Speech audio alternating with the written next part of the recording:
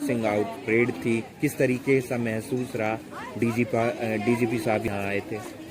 Sir आज हमें बहुत ही गर्व वाली फीलिंग आ रही है, बहुत ही अच्छा फील हो रहा है, क्योंकि जो 11 महीने की हार्ड वर्किंग के बाद आज जो ये दिन है, इसका काफ़ी लंबे टाइम से हमें इंतज़ार था। हमें अपनी यूनिट में जाने को मिलेगा और हमें कोई दिक्कत भी नहीं होगी। हमारी एक अलग ही इतने अच्छे ट्रेनिंग के बाद, इतने अच्छे ट्रेंड होने के बाद एक अलग ही मतलब फीलिंग आती है, और वो आज हमें फील हो रहा बहुत ज़्यादा। पता ही नहीं चल रहा क्या बोल रहे क्या नहीं बोल पा रहे। किस तरीके से आप अपनी ड्यूटी निभाएंगे? सर बहुत अच्छे से, जैसे हमने शपथ ली है आज, उसके अकॉर्डिंग जो भी सबकी वर्डिंग थी सेम वही रहेगी सर, हमेशा की।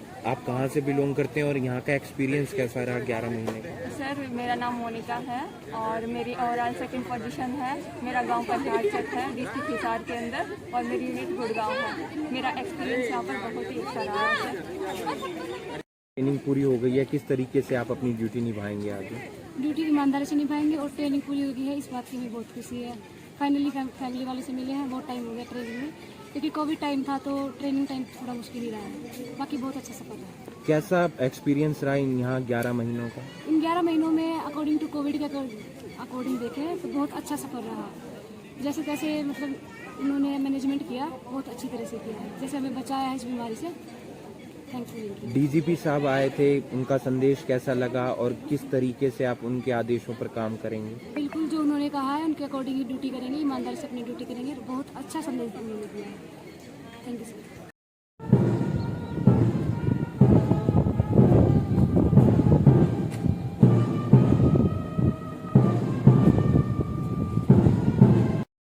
विधि द्वारा स्थापित संविधान के प्रति देशभक्ति, ईमानदारी और निष्पक्षता से पालन करूंगा, सेवा करता रहूंगा। वायु, जल, भूमि, जिस मार्ग से भी जिसे मेरा अधिकारी नियुक्त किया जाएगा, उसकी सभी उचित आज्ञाओं का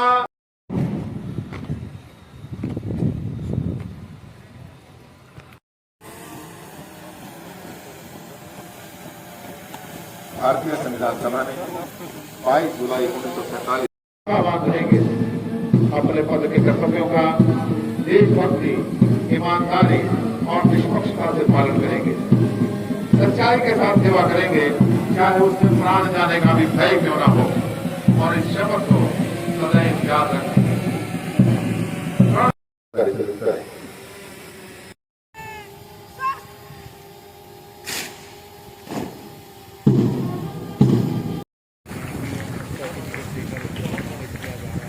इधर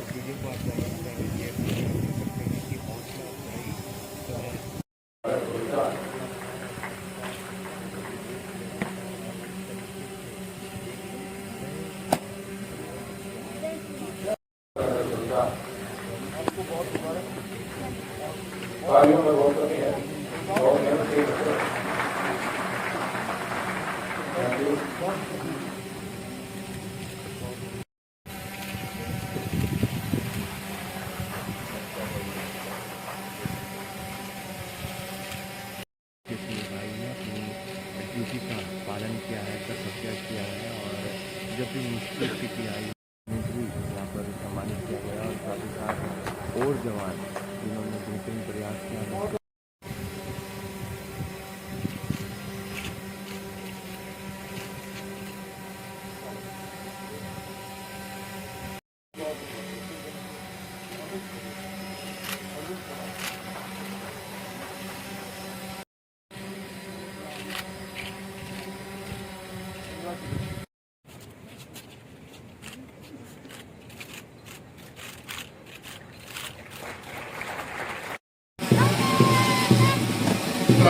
मेहरबानी कर रही है सिपाही प्रीति, आप तालियां बजा सकते हैं सभी जवानों के लिए, शानदार प्रयोग के लिए। सात से बड़े प्लाटून पदों का नेतृत्व कर रही है सिपाही पूजा।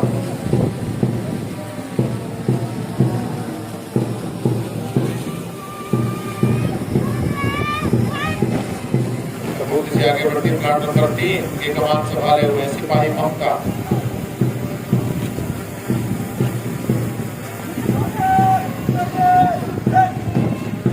जोश के साथ आगे बढ़ती प्लाट नंबर 4 जिसका नेतृत्व कर रहे हैं सिपाही सूर्या।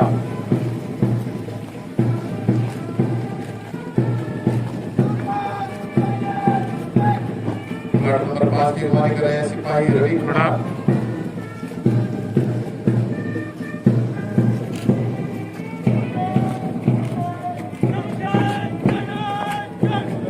से आगे बढ़ती प्लाट नंबर 6 की कमान संभाले हुए सिपाही सुमित।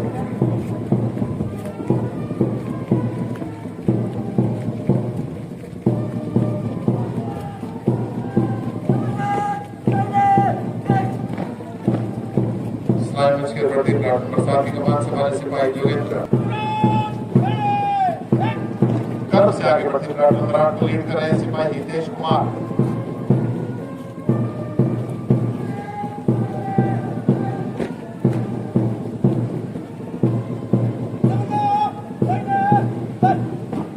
प्लाट नंबर 9 की कमान संभाले हुए सिपाही प्रमोद।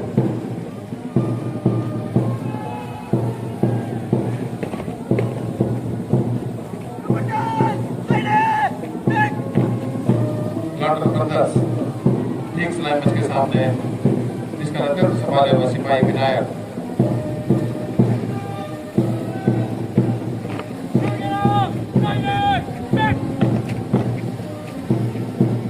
जोश के साथ प्लाट नंबर 11 जिसका नेतृत्व कर रहे हैं सिपाही अमन। होकर मुझे अत्यंत प्रसन्नता का अनुभव हो रहा है। आज सर्वप्रथम तो मैं इस परेड में शामिल पुलिस कर्मियों के आदरणीय माता पिता, उनके परिवार के सदस्य व संबंधियों को हार्दिक बधाई देता हूं, क्योंकि आज आपके पुत्र, आपके बच्चे ने जन सेवा का एक नया रास्ता अख्तियार किया है व इस अवसर पर जन सेवा में पहला कदम आज ये लेंगे।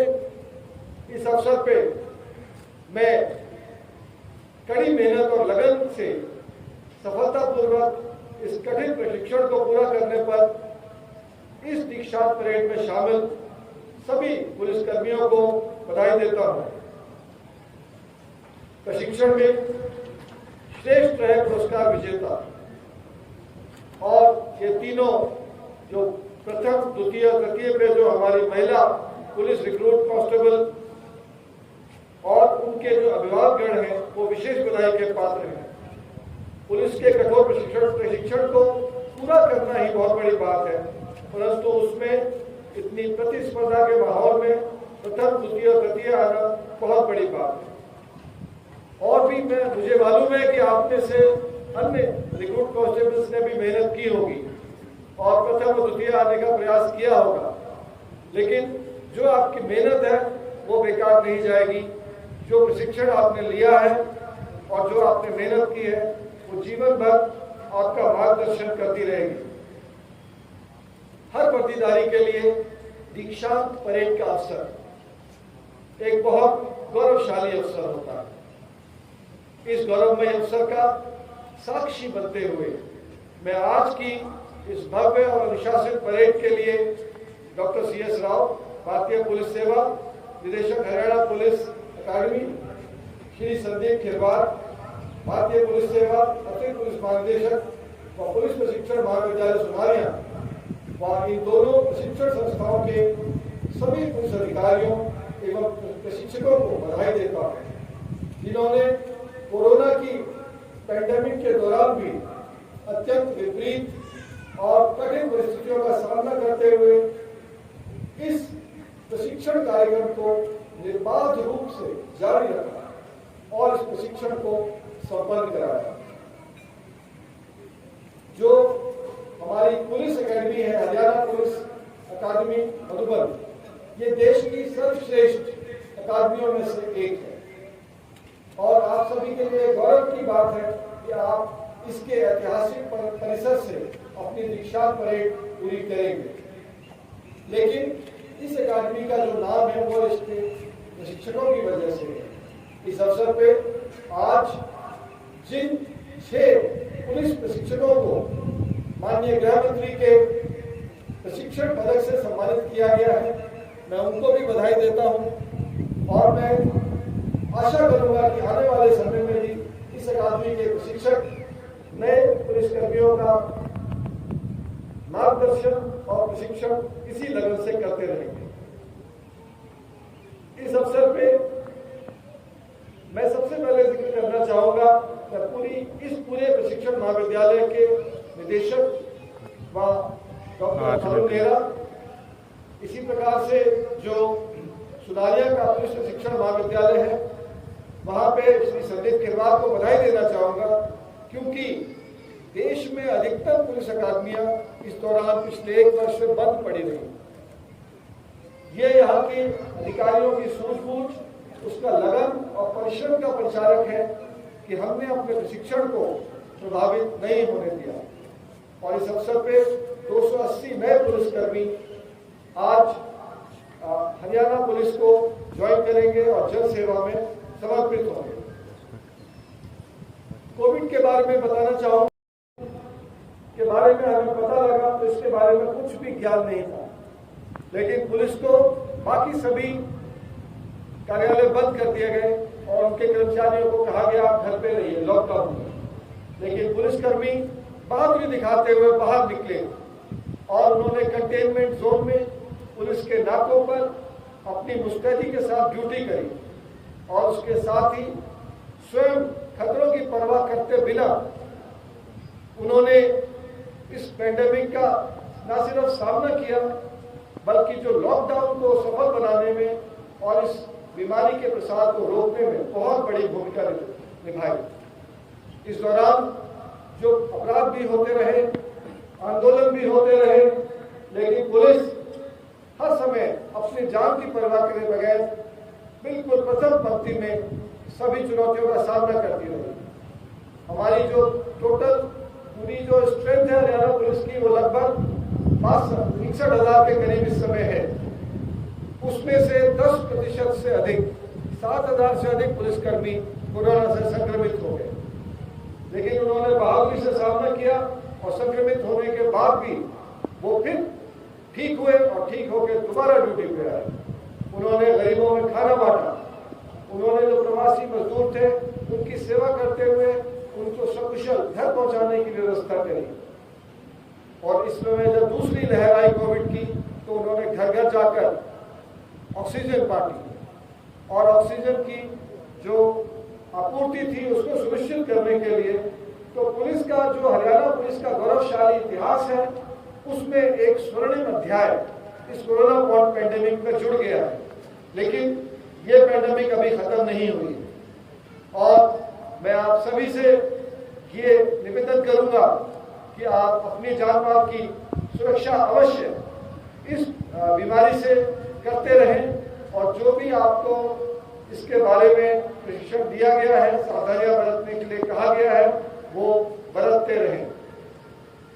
इस बड़ी लड़ाई में हमारे कुछ बहादुर साथियों को अपनी जान देनी पड़ी। जो मैंने बताया 7,000 पुलिसकर्मी संक्रमित हुए थे, उसमें से 42 पुलिसकर्मी और 3 स्पेशल पुलिस ऑफिसर्स ने कोरोना बीमारी का सामना करते हुए अंतिम सांस तक बहादुरी से लड़ते हुए उन्होंने अपने प्राण न्यौछावर किए। इसमें हमारे 2 पुलिस अधीक्षक रैंक के अधिकारी भी शामिल हैं। मैं आज उन सभी वीर सपूतों को जिन्होंने अपनी जान की परवाह किए बगैर जन सेवा में ड्यूटी से पीछे न हटते हुए कोरोना से संक्रमित होकर अपने प्राणों की आहुति दी, मैं उनको नमन करता हूं और उनको याद करते हुए मेरा हृदय श्रद्धा से भर जाता है। हमारा प्रदेश विकास के पथ पर अग्रसर है और उस विकास यात्रा में बहुत से सामाजिक आर्थिक परिवर्तन पूरे समाज में हो रहे हैं। इससे देश व समाज को पुलिस से और भी अधिक जिम्मेदारी और सुरक्षित व्यवस्था की आशा है। इसलिए हमें हर परिस्थिति में हर चुनौती का सामना करना है। समाज को पुलिस से हमेशा एक पायदान ऊपर सहयोग और सेवा की अपेक्षा रहती है। मुझे पूरी आशा है कि आज दीक्षांत परेड में शामिल होने वाला ये बैच हमारे अपेक्षित मानदंडों पर खरा उतरेगा। के रूप में, एक बड़े भाई के रूप में आपको बताना चाहता हूं कि आने वाले समय में अपनी सेहत का, अपनी मानसिक और शारीरिक स्वास्थ्य का ध्यान रखें, क्योंकि हरियाणा पुलिस में हर वर्ष बहुत दुख के साथ कहना पड़ता है 180-190 पुलिसकर्मियों की मृत्यु होती है, क्योंकि वो अपने सेहत का ध्यान नहीं रख पाते। अच्छा काम करेंगे। तो मैं समझता हूं कि मैं यहाँ HPA और PTC सुनारियाँ दोनों को मुबारकबाद देना चाहूँगा कि प्रशिक्षण जारी रखा और ये रुकते नहीं हैं। 3 तारीख से यहाँ दूसरा हमारा एक प्रमोशन कोर्स है, इंटरमीडिएट स्कूल कोर्स, वो आरंभ हो रहा है। तो पुलिस कभी रुकती नहीं है, पुलिस थकती नहीं है और पुलिस डरती नहीं है। सर, कई बार राजनीतिक दबाव देखने को मिलता है, लेकिन उसके बावजूद भी पुलिसकर्मी काम करते हैं, तो किस तरीके से समझाया जाता है कि आप लोग अपनी निष्ठा के साथ, अपनी कर्तव्य के साथ काम करते रहें? हम एक ही बात बताते हैं कि कानून का पालन कीजिए। भारत के संविधान के तहत भारत के कानून बने हैं। पुलिसकर्मी कानून के मुताबिक काम करें, वो कभी नुकसान नहीं उठाएगा और पूरी व्यवस्था उसका साथ देगी। हमें बस कानून के परिधि में रह के काम करना। सर, कई पुलिस वाले संयम खो देते हैं सर जी, उन पर क्या? देखिए, वो भी मानव होते हैं और हमारे प्रशिक्षण का यही एक उद्देश्य है कि हम उनको सहनशीलता, संयम और धैर्य सिखाएं। और लेकिन कई बार बहुत विषम परिस्थितियां हो जाती हैं और उसमें कभी कभी ऐसा होता है, लेकिन वो 1% भी नहीं है। सर, 99.99% हम लोग अपने प्रशिक्षण के अनुसार अच्छा काम करते हैं। सर, केंद्र में जाने के लिए आपने IB को लेटर लिखा है, क्या कुछ कहेंगे उस पर? कोई संदेश आया वापस? वो पहले ही सार्वजनिक हो चुका है, अब प्रक्रिया चल रही है और जब इसमें मैं अभी कुछ नहीं कहना चाहूँगा। सर, क्या कोर्स के अंदर जो है सामाजिक संतुलन आवश्यक है, क्योंकि जिस तरह की परिस्थितियाँ रही हैं वो उसमें कई दिक्कतें देखने को मिल रही हैं? नहीं सब बहुत, इस समय पूरा हरियाणा में एक क्रांति हुई है। आपने देखा कि क्या क्वालिफिकेशंस हैं, पोस्ट ग्रेजुएट हैं, इंजीनियरिंग ग्रेजुएट हैं। अब बिल्कुल फेयर और मेरिट के ऊपर भर्ती हो रही है। जो हमारे सर्वश्रेष्ठ हरियाणा के युवा हैं वो पुलिस सेवा में आ रहे हैं और हर वर्ग को पूरा प्रतिनिधित्व मिल रहा है। सर, आपका जो ये कार्यकाल पूरा हरियाणा का जो अभी भी चल रहा है, उससे आप संतुष्ट हैं? नहीं, मैं बहुत संतुष्ट हूँ। मुझे बहुत गर्व है जो मेरे साथ अधिकारी हैं, ये सभी बहुत ही कुशल हैं और मुझे इनका पूरा सहयोग, एक टीम के रूप में हमने काम किया। कोरोना जैसी विषम परिस्थिति में भी हमने किया और बहुत जल्द हम अगले 10 दिन में माननीय मुख्यमंत्री और माननीय गृह मंत्री जो हमारी ERSS है, इमरजेंसी रिस्पांस पे, 1 मिनट, इमरजेंसी रिस्पांस सिस्टम है हमारा डायल 112, उसको जन सेवा में समर्पित करेंगे। हमारे अधिकारी पूरी मेहनत से उसको सफल बनाने का प्रयास करेंगे और एक पुलिस की जो तुरंत एक्सेसिबिलिटी और अवेलेबिलिटी सुनिश्चित होगी। सर, अक्सर देखा जाता है पुलिस पर भ्रष्टाचार के आरोप लगते हैं, नहीं मानते हैं कि कहीं ना कहीं पुलिस की जो छवि है वो धूमिल होती है? देखिए, मैंने कहा कि हर परिवार में ये 60,000 की फोर्स है। आप उसको ये देखें कि कितने लोग हैं, पूरे साल में भी जिन लोगों पर आरोप लगते हैं 1% भी नहीं है। तो हम उस 0.1% से बाकी 99.99% को ना आके मेरा आपसे आग्रह है। धन्यवाद।